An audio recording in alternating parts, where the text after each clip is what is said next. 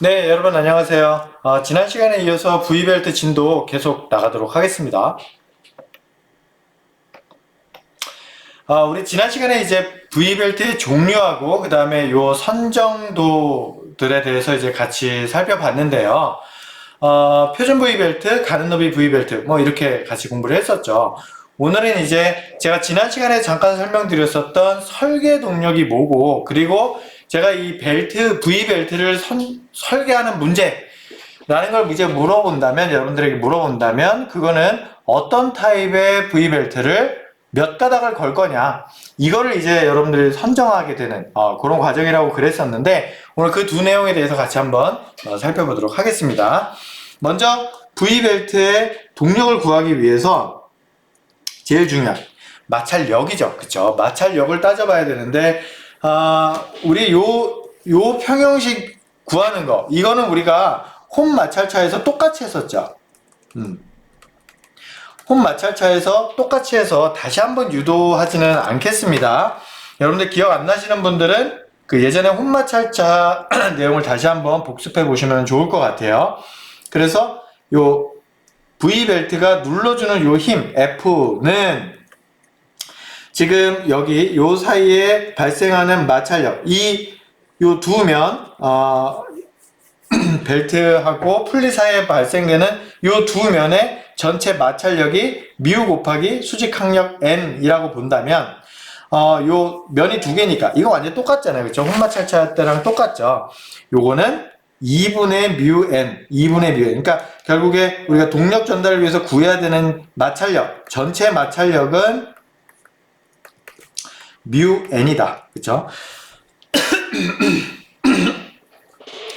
그리고 요 사이에 요 V각이죠. 요게 이제 알파가 될 텐데, 걔네들을 집어넣어서 유도를 해보면 F는 이런 관계식이 나온다라는 거는 홈마찰차에서 아주 우리가 실컷 유도를 했었어요. 그쵸?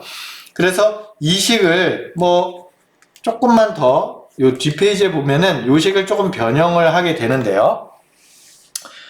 변형하기 전에 한 번만 더 써볼게요. F는 지금 2분의 n을 앞으로 뽑아낼 수가 있잖아요. 그쵸? 2분의 n을 앞으로 뽑아내게 되면 얘는 요 앞에 2가 있으니까 약분돼서 n 곱하기 사인 2분의 알파 더하기 뮤 곱하기 코사인 2분의 알파가 돼서 n은 사인 2분의 알파 더하기 뮤 곱하기 코사인 2분의 알파분의 f, 이렇게 됩니다. 이렇게 되는데, 이걸 왜 이렇게 구하겠어요? 우리가 전체 이 회전력에 해당되는 뮤 곱하기 n, 이 식이 이제 우리가 그 전체 힘을 구하게 돼. 여기 F 있으니까 회전력을 구하는 요 식에다가 요 n을 대입을 해주게 되면요, 이 식은 이렇게 되죠. 사인 2분의 알파 더하기 뮤 곱하기 코사인 2분의 알파분의 뮤 곱하기 f, 이렇게 됩니다. 이게 이제 회전력을 구하는 식이 됐죠. 그러면 우리가 홈마찰차에서 했던 거랑 똑같이 마찰력이라는 거는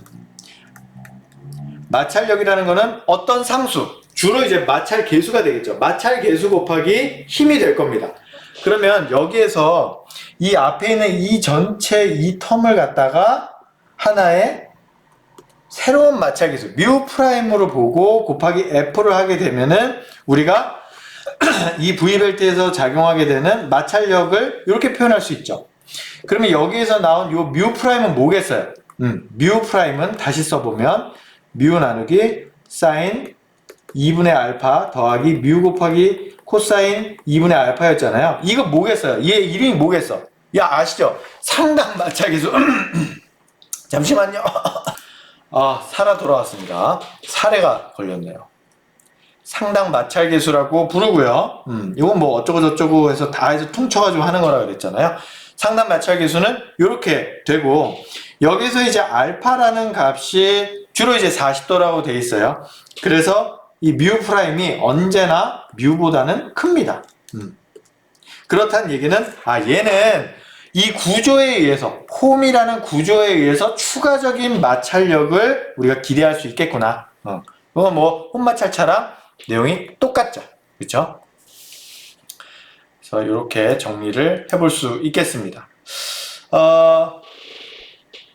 그 다음에 이제 우리가 이 아이텔 방식을 이용을 해서 동력을 구하는 식은 평벨트에서 배웠었죠. 그쵸? 여기까지 배웠었는데, 여기에서 아이텔 방식 그 복습 삼아 다시 써보면 m바 v제곱 나누기 ts 빼기 m바 v제곱 요게 익스포넨셜 뮤 세타다.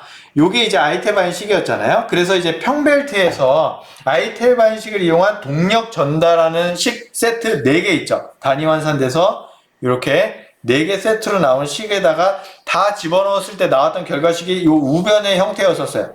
근데 V벨트로 바뀌면서 바뀐 게 뭐가 있냐면 여기가 뮤 대신에 뮤 프라임만 들어가 있는 거예요. 무슨 얘기인지 아시겠죠? 그러니까 식은 똑같아요. 평벨트를 이용을 해서 동력, 전달 가능한 동력을 구하는 거는 똑같아요. 하지만 여기 마찰 계수 대신에 전부 다 상당 마찰 계수가 다 들어가 있습니다. 그러니까 여기에서 이 벨트의 소재하고 풀리 사이에 정의된 마찰 계수가 아마 문제에 주어지겠죠.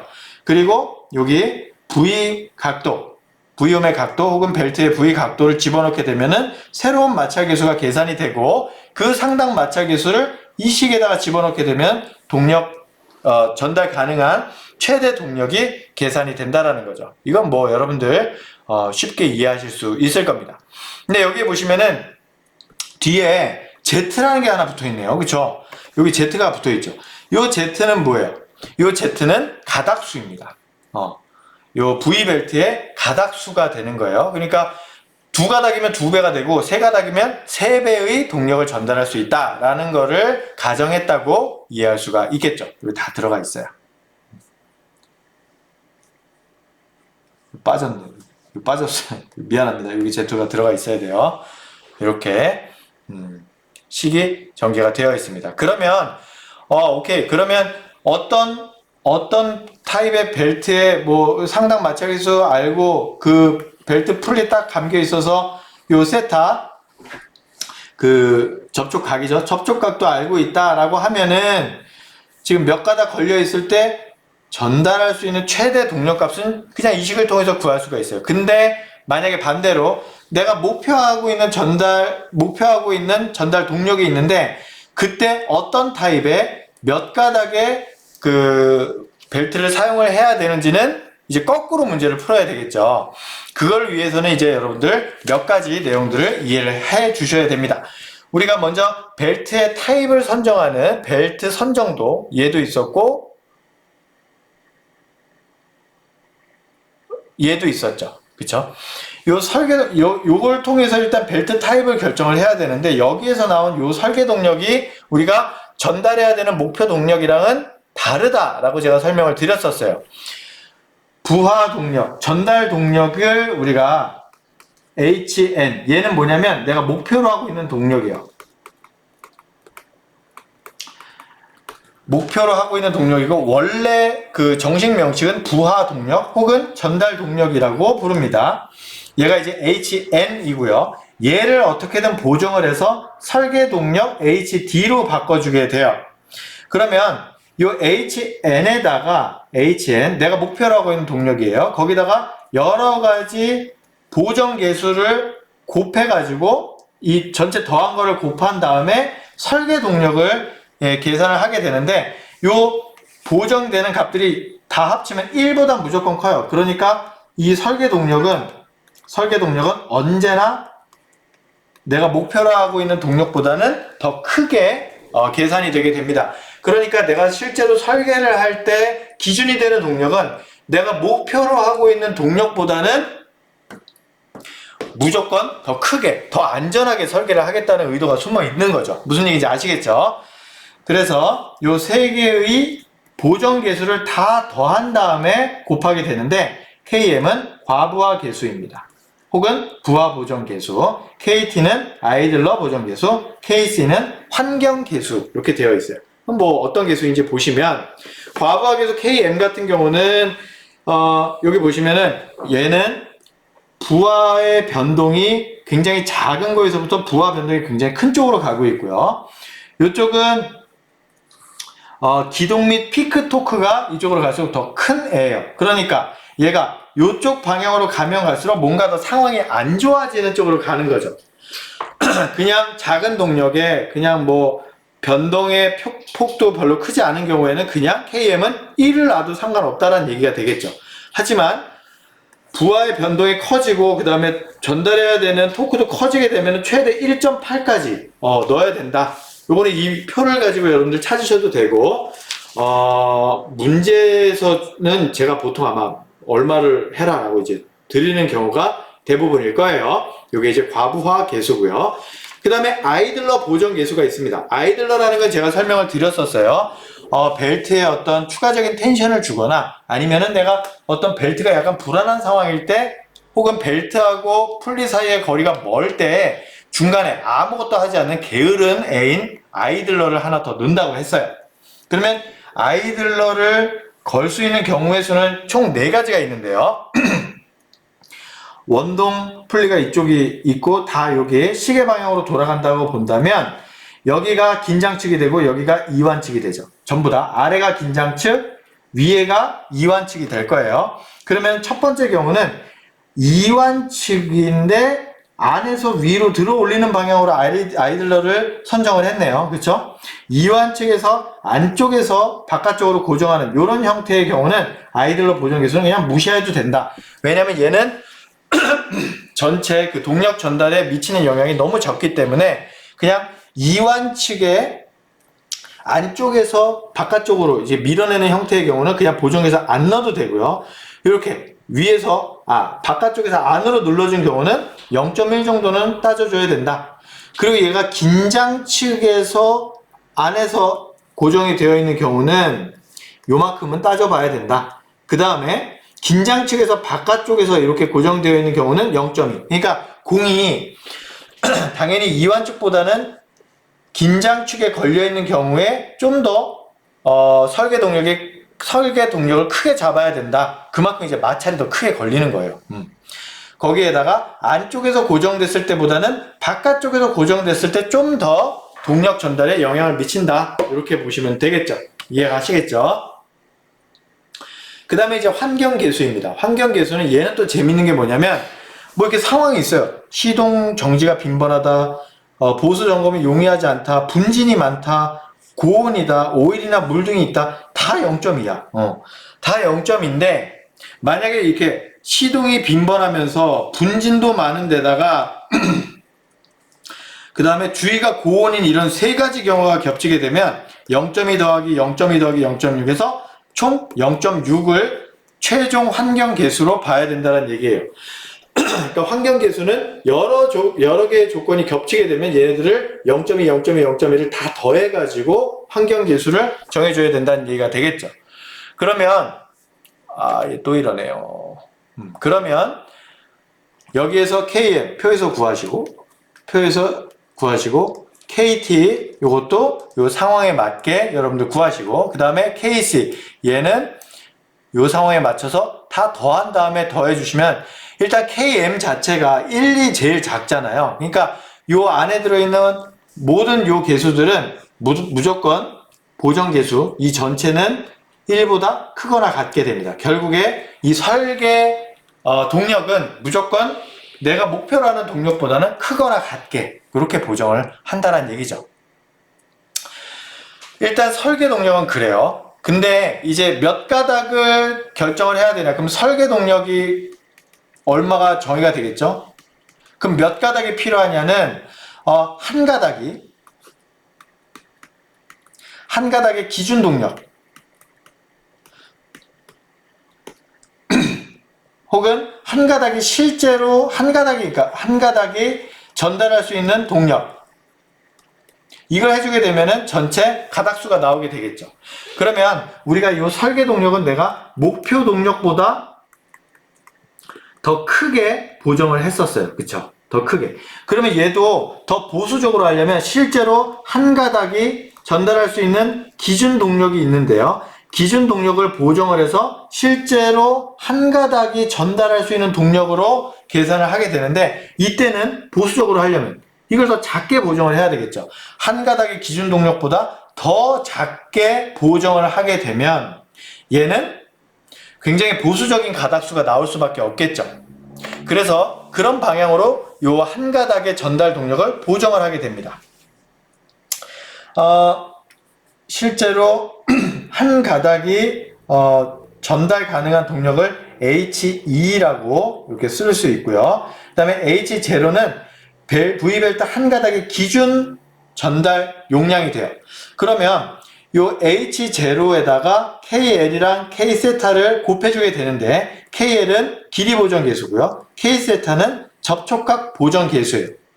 얘네들을 곱해주게 되면 H2는 실제 한 가닥에 전달할 수 있는 전달 동력은 얘는 H0보다는 작거나 같은 값으로 보정이 될 수밖에 없습니다. 그러니까 아까 설계 동력 구할 때랑은 반대가 되겠죠. 얘는 무조건 보수적으로 하려고 이런 식으로 보정을 하게 됩니다. 그럼 먼저 길이 보정 계수 같은 경우는 0.78에서 1.19 사이의 값이에요. 얘는 그냥 표준값. 우리가 길이를 구할 수 있잖아요. 벨트의 길이를 구한 다음에 그 벨트의 길이 대비 보정 계수가 얼마인지는 표가 나와 있다는 얘기예요. 여기 자료에는 빠져 있습니다. 이건 제가 아마 값을 드리겠죠. 그 다음에 이제 접촉각 보정 계수는 이 다음 페이지에 나와 있습니다. 접촉각이라는 거는 결국에 접촉각은 기준이 되는 거는 이 원동 풀리와 피동 풀리의 직경이 완전히 똑같을 때, 그때 180도겠죠. 그래서 기준이 되는 거는 C분의 D2-D1입니다. 두 개의 그 속도비가 1이다 한 경우는 D1, D2가 같겠죠. 그러면 그 값이 0이 되면서 그때 작은 벨트에서의 접촉각이 180도가 되게 돼요. 이때 접촉각 보정 계수가 1이 기준이 되게 됩니다. 근데 이제 속도비가 쭉 발생을 하게 돼요. 그랬을 때 작은 벨트의 접촉각은 점점 작아지게 되겠죠. 작은 벨트에서의 접촉각이 작아진다는 얘기는 기준이 되는 게 1로 봤던 기준이 되는 180도보다 점점 작아지게 되니까 접촉각 보정 계수는 얘는 점점점 작아지는 쪽으로 갈 수밖에 없겠죠. 무슨 얘기인지 아시겠죠? 여기에서 K세타라는 거는 1.25 곱하기 1 익스포넨셜 마이너스 뮤 프라임 곱하기 세타를 가지고 계산을 한 값이에요. ISO 설계 기준으로 상당 마찰 계수 값은 요걸로 계산을 한 값이 되겠습니다. 이 값이 왜 이렇게 됐는지는 나중에 또 제가 설명을 드리게 될 텐데요. 여러분들께서는 요 기준이 되는 요 표를 가지고 계산을 해주시면 돼요. 만약에 이 사이 각도가 어디가 애매하게 나왔다, 선형 보관을 하셔서 값을 구하셔도 됩니다. 아시겠죠? 그래서 제가 그 가닥수는 설계 동력 나누기 실제 한 가닥이 전달 가능한 동력, 요게 되면 이제 가닥수가 계산이 되겠죠. 그러면 얘를 실제 내가 목표하는 동력과 한 가닥의 기준 동력에 관한 식으로 표현하게 되면은 우리가 제가 앞서서 설명드렸던 보정 계수 값들이 이 앞에 쫙 곱해주게 되겠죠. 그래서 이런 식으로 여러분들 한 가닥의 몇 가닥의 V벨트가 사용을 해야 되는지를 구하시고, 예를 들어 가닥수가 2.3이 나왔어요. 그러면은 당연히 두 가닥이 아니라 세 가닥을 쓰셔야 되겠죠. 나온 결과값을 정수계로 올림해서 결정하시면 되겠습니다. 어렵지 않아요. 기준 동력 용량으로부터 이거는 그냥 이식을 엎어치기 매치기 한 거죠. 그쵸?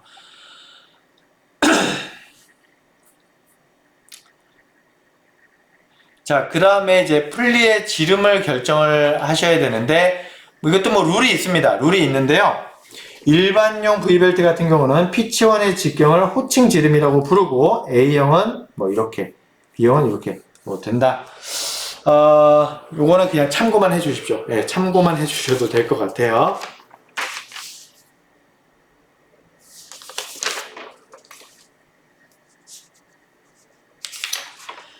그 다음에 이 초기 장력을 주는 방법 이전에 제가 항상 단골 메뉴로 시험 문제 내는 내용이 있는데요.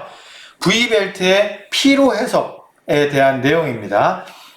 V벨트의 피로 해석을 설명을 드리려면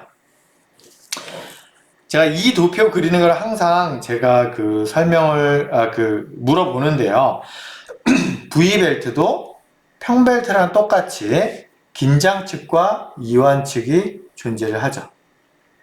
왼쪽에 있는 게 원동풀리라고 가정을 하고 시계 방향으로 돌린다고 생각을 하면 여기가 긴장측이 되고 여기가 이완측이 되겠죠.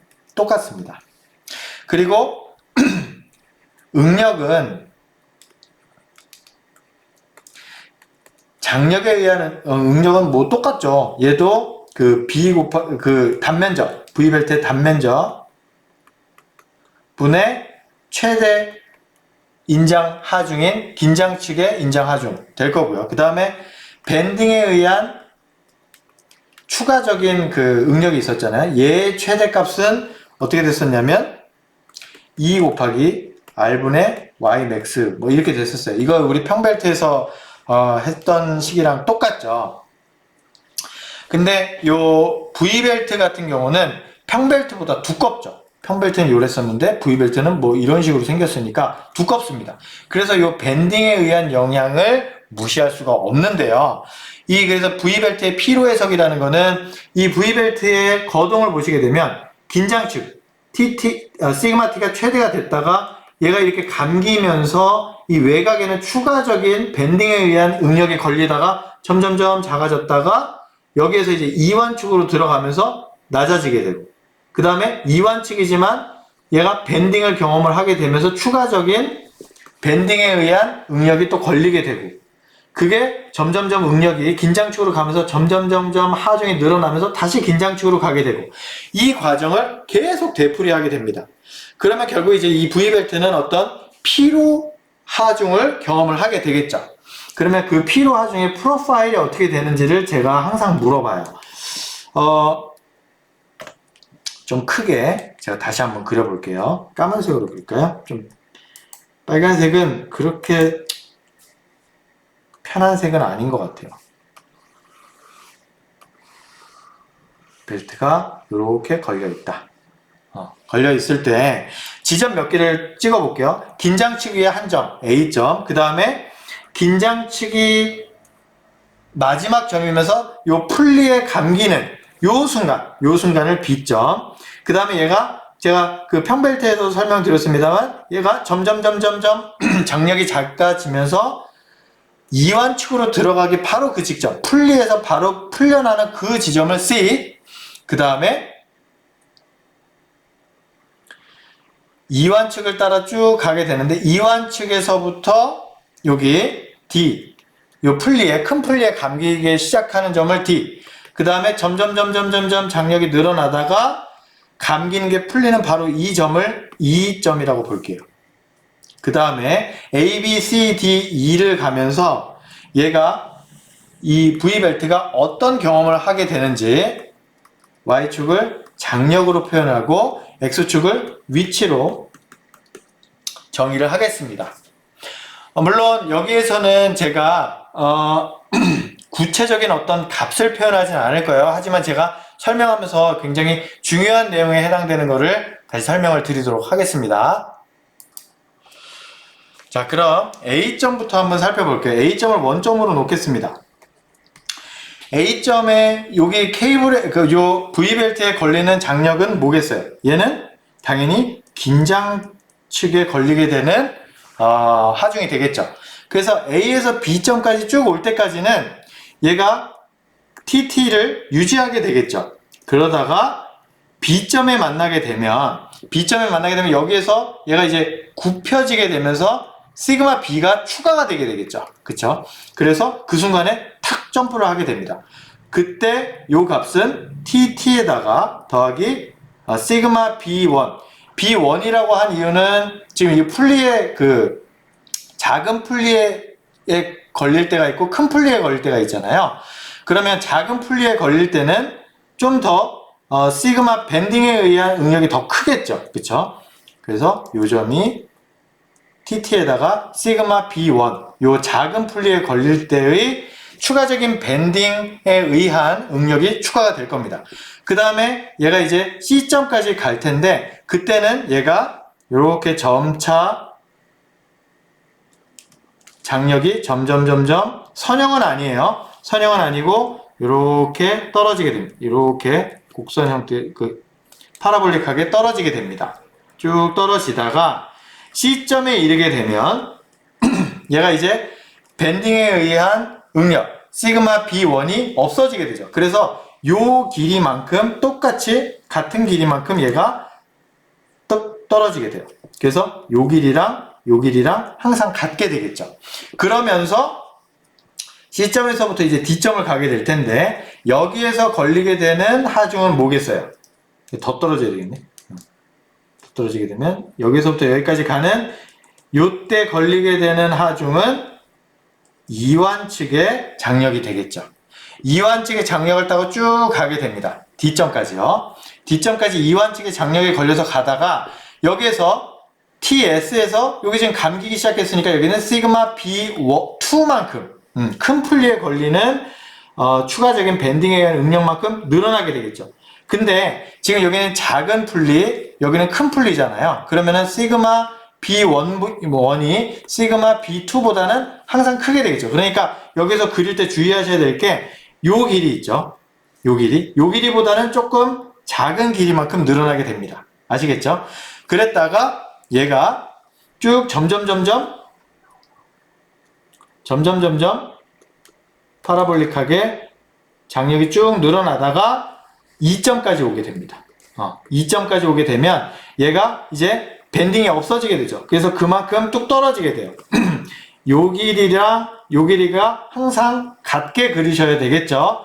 그리고 나서 요 2는 요거랑 그림이 조금 삐꾼데 요 길이랑 항상 같은, 즉 여기에서는 다시 긴장 측에 장력이 걸리게 되겠죠. 그렇죠? 그래서 다시 요 점이 A점으로 다시 돌아가게 되는 요런 프로파일을 계속 반복해서 경험을 하게 됩니다. 무슨 얘기인지 아시겠죠? 긴장측 왔다가 밴딩에 의해서 지금 시그마 B1이 더 작은 풀리에 걸리는 거니까 더 크게 올라갔다가 점점 내려갔다가 그 길이만큼 똑같이 떨어져서 얘는 이완 측의 장력이 되고요. 이완 측의 장력이 유지가 되다가 D점에 이르러서는 추가적인 밴딩에 의한 장력이 늘어나게 되는데 그때 요 길이보다는 작은 길이가 늘어나게 되겠죠?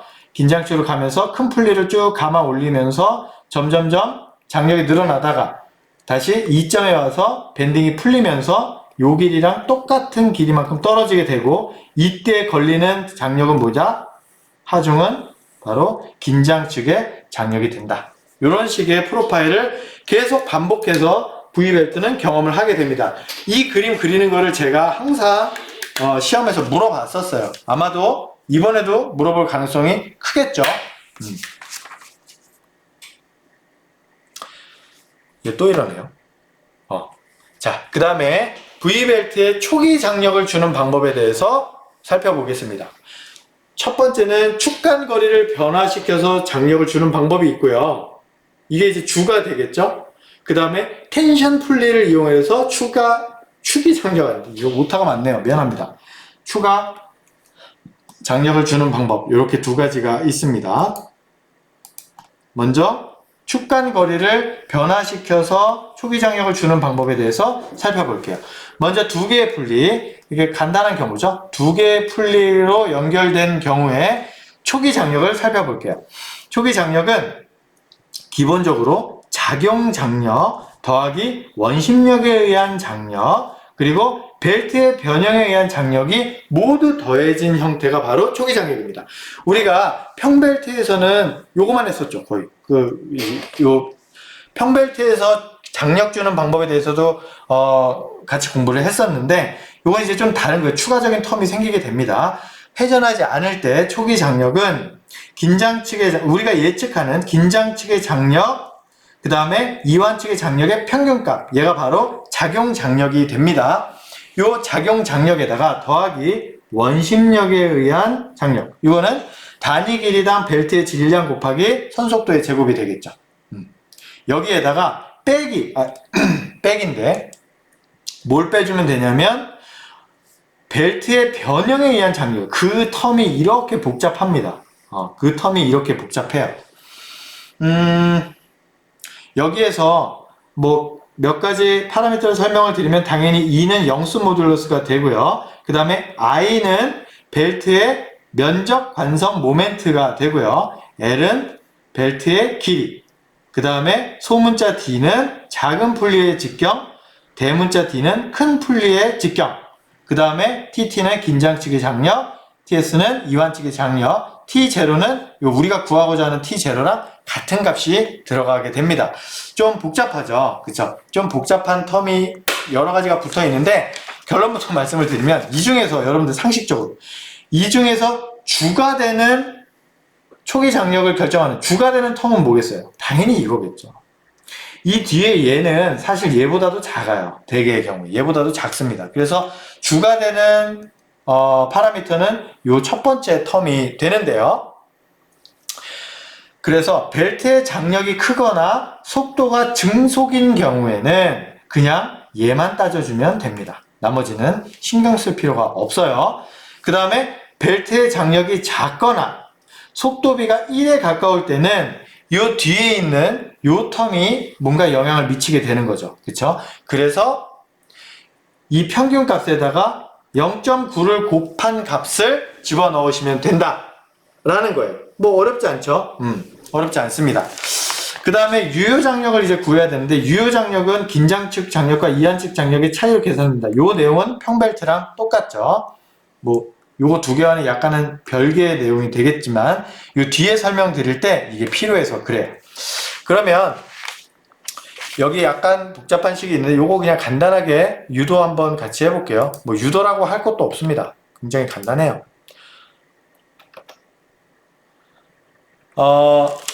여기에서 요 두 번째 경우 벨트의 장력이 작거나 속도비가 1에 가까운 경우를 한번 살펴보도록 할게요. 그러면 우리가 아이텔 방식에 의해서, 물론 아이텔 방식이지만 요 마찰 계수는 상당 마찰 계수가 들어가 있네요. 그래서 유효 장력, 요거 이제 우리 그 평벨트에서 구했던 식이랑 똑같잖아요. 그래서 긴장측, 이완측의 장력을 유효 장력에 대한 식으로 표현을 해 놓은 겁니다. 표현을 해 놨어요. 자, 그러면 우리가 T0는 두 번째 경우 0.9 곱하기 2분의 TT 더하기 TS, 이 식에다가 요 값들을 각각 대입을 할 거예요. 각각 대입을 하게 되면 요렇게 됩니다. 요렇게 되는데요. 이거 뭐 대입해서 더하고 빼고 하는 거는 뭐 여러분들 쉽게 할 수 있으니까 요거 넘어가 보면은 얘가 요렇게 전개가 되는데, 요 다음 식이 왜 이렇게 되는지는 제가 좀 설명을 드릴게요. T0는 0.9 곱하기 2분의 1 익스포넨셜 뮤 프라임 세타 빼기 1분의 익스포넨셜 뮤 프라임 세타 더하기 1 곱하기 T2 더하기 M바 V 제곱, 이렇게 되잖아요. 자, 그러면 여기에서 얘 있죠, 얘를 조금 다르게 바꿔 볼 거예요. 얘를 어떻게 바꾸냐면 분모 분자에다가 1.25를 곱합니다. 1.25 익스포넨셜 뮤 프라임 세타 빼기 1분의 1.25 곱하기 익스포넨셜 뮤 프라임 세타 더하기 1, 이렇게 바꿔준 다음에 얘를 이렇게 써볼 거예요. 1.25를 곱한 이유는 있어요. 우리가 접촉각 보정계수를 구할 때 1.25 뭐 이런 거 나왔었는데, 그 표에서 제가 이거 뭐 없어도 된다 설명했던 거 기억하시죠? 요식. 요걸 유도하기 위해서 의도적으로 1.25를 그냥 곱하고 나눈 거예요. 큰 의미는 없습니다. 곱하기 익스포넨셜 뮤 프라임 세타 마이너스 1분의 이 분자를 어떻게 바꿀 거냐면 2.5 빼기 1.25, 그러면 1.25 1 곱한 게 나니까, 그리고 더하기 1.25의 익스포넨셜 마이너스 뮤 세타, 이렇게 되죠. 그러면 이 식을, 잠시만요. 제가 여기 마이너스를 이거 나중에 해야 되는데 잠시만요. 마이너스를 안 내야지. 이렇게 되죠. 그러면 얘는 다시 써보면 1.25 exponential mu 프라임 세타 마이너스 1분의 2.5 빼기 1.25 곱하기 1 빼기 exponential mu 프라임 세타 이렇게 되죠. 그쵸? 맞죠? 네. 이렇게 됩니다. 자, 그러면 이 식을 조금 바꿔줘야 되는데, 분모 분자에다가 exponential mu 프라임 세타분의 1을 곱해주고 나눠줍니다. 그러면 이 식은 어떻게 되냐면, 1.25 분자는 1 빼기 exponential 마이너스 mu 프라임 세타가 되죠. 나눠줬으니까. 그리고 분자는 요거를 여기다가 해주는 게 더 편했겠네요. 그쵸? 여기에다가 했으면은 더 편했을 텐데, 조금 고달파졌네요. 조금 고달파졌네. 잠시만요. 이게 이렇게 해도 유도가 되나? 여러분, 제가 마음을 바꿨습니다. 죄송합니다. 이거 너무 계산이 복잡해서, 여기에다가 시작할 때 요거를 시작하고 할게요. 뭘 시작하냐면, 분모 분자에다가 exponential mu 마이너스 mu 프라임 세타를 곱할 거예요. 그러니까 나누기 exponential mu 프라임 세타를 먼저 하고 시작할게요. 이게 뒤에 그 상수항을 전개하는 게 너무 복잡해져 가지고 여기에서 하고 시작을 할게요. 그럼 이 식은 1 더하기 exponential 마이너스 mu 프라임 세타, 그 다음에 1 마이너스 exponential 마이너스 mu 프라임 세타가 되고요. 그쵸? 그 다음에 분모 분자에다가 이 식에다가 1.25를 곱할 거예요. 그러면 이제 아까 했던 그 식이 비슷하게 나오죠. 그러면 얘는 1.25 곱하기 1 마이너스 exponential 마이너스 mu 프라임 세타가 되고, 이 분자는 그냥 한 단계 건너뛰면 2.5 빼기 1.25 더하기 1.25 exponential 마이너스 mu 프라임 세타 이렇게 되죠. 그렇죠? 그러면 이 식은 다시 써보면 1.25 곱하기 1 마이너스 exponential 마이너스 mu 프라임 세타 분의 2.5 빼기 1이 되죠. 그렇죠? 요거랑 요 뒷부분 요거 빼기 1이 되죠. 그래서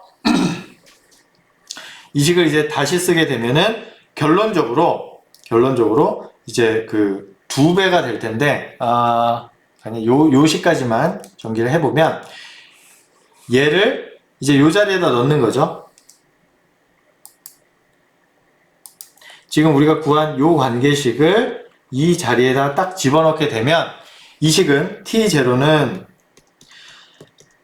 0.9 곱하기 2분의 1 곱하기 1.25 1 마이너스 exponential 마이너스 mu 프라임 세타 분의 2.5 빼기 1 곱하기 t2 더하기 m바 v 제곱 이렇게 정리가 되겠죠. 그쵸? 이 식에다가 제가 앞서서 이렇게 접촉각 보정계수를 사실 이렇게 구하거든요. 이렇게 구하는 이유는 뭐냐면 그 결과식이었고, 구하는 이유는 여기 우리가 정의를 한 겁니다. 접촉각 보정계수를 요 식에 맞게 하면은 그 설계 동력을 뽑을 때 접촉각 보정계수 그 한 가닥 기준이 되는 그 동력을 뽑을 때 유사하게 나온다 라는 시험식이에요. 요게 뭐 유도된 게 아니라. 그래서 1.25 곱하기 1 마이너스 exponential 마이너스 mu 프라임 세타라는 값을 접촉각 보정계수로 우리가 정의를 한 건데, 그러면은 여기에다 k 세타가 1.25 1 마이너스 exponential 마이너스 mu 프라임 세타를 집어넣으시고요. 그 다음에 우리가 구해야 되는 동력 K 킬로와트 스케일의 동력은 1000분의 T2 곱하기 V 곱하기 Z잖아요. 그죠? Z는 가닥수고. 그래서 얘를 요거 대신에 K2를 대입을 하고요. 그 다음에 T2 대신에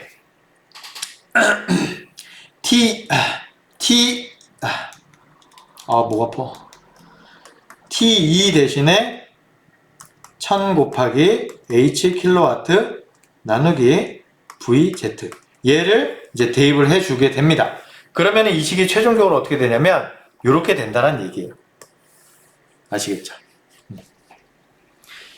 접촉각 보정계수. 저 뭐 500 생긴 거는 그 킬로와트 그 동력 구하는 식에서 나온 바로 그 값이죠. 그쵸?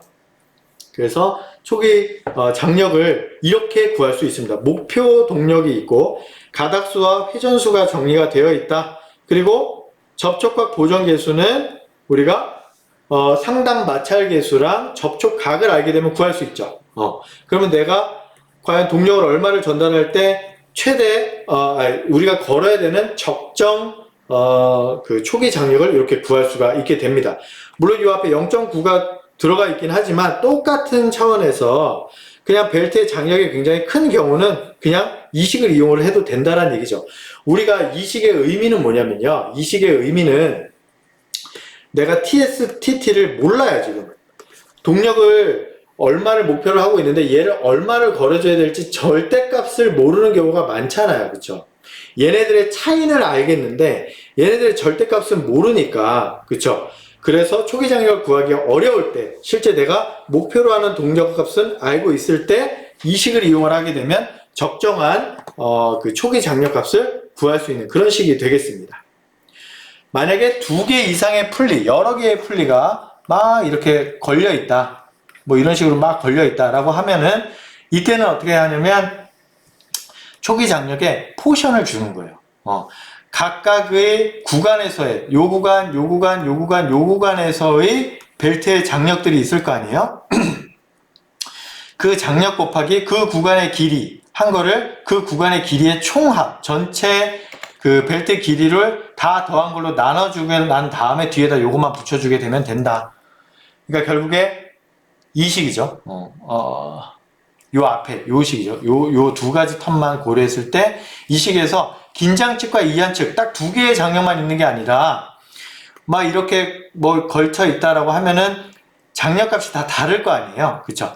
그랬을 때 긴장측, 이완측을 따로 나눌 수가 없어요. 요 네 개의 구간에서의 장력값이 다 다를 때 어떻게 구하느냐?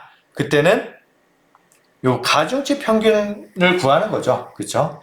길이를 기준으로 한 가중치 평균을 구하면은 초기 장력을 구할 수 있다. 이렇게 이해를 해주시면 됩니다. 그 다음에 텐션 풀리를 이용해서 추가 장력을 주는 방법은 장력을 줄 때 여기다 텐션 풀리를 꾹 눌러주게 되면 얘가 장력이 추가적으로 늘어나게 되겠죠. 그때 요 변형 길이 시그마 요 값을 따로 유도는 안 할게요. 내가 눌러주는 텐션 풀리를 이용해서 작용력 F로 꾹 눌러주게 되면 얘가 요런 식을 통해서 추가적인 장력이 발생을 한다라는 겁니다. 요 내용은 그냥 참고만 해주세요. 요 텐션 풀리를 이용한 내용은 제가 그냥 따로 물어보지는 않을 겁니다. 그냥 참고만 해주세요. 오늘 이제 우리가 장력의 그 V벨트에서의 그 어떤 모든 내용들을 다 살펴봤는데 우리가 한 가지 모르는 게 있어요. 사실은 기준이 되는 이 동력 벨트 한 가닥이 전달할 수 있는 기준 동력은 제가 아직 설명을 안 드렸죠. 여기서부터는 제가 다음 시간에 이어서 설명을 드리도록 하겠습니다. 오늘 수업 여기까지 할게요. 수고 많으셨습니다.